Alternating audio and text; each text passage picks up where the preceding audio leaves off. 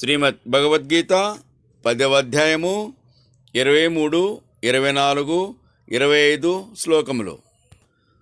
రుద్రాణం శంకరచ్చాస్మి విత్తేషో యచ్చరచ్చసాం వసూనాం పావకచ్చాస్మి మేరుశిఖరిణామహం. రుద్రులలో శంకరుడను, యచ్చ రాక్షసులలో కుబేరుడను, వసువులలో పావకుడను, పర్వతములలో మేరు పర్వతమును నేనై ఉన్నాను.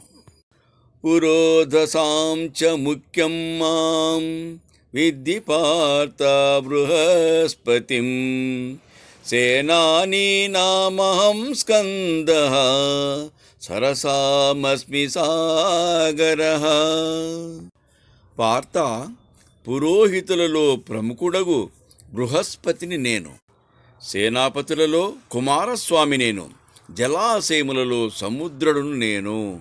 మహర్షీణాం భృగురహం గిరామస్మ్యేకమచ్చరం యజ్ఞానాం జపయజ్ఞోస్మి స్థావరాణాం హిమాలయః.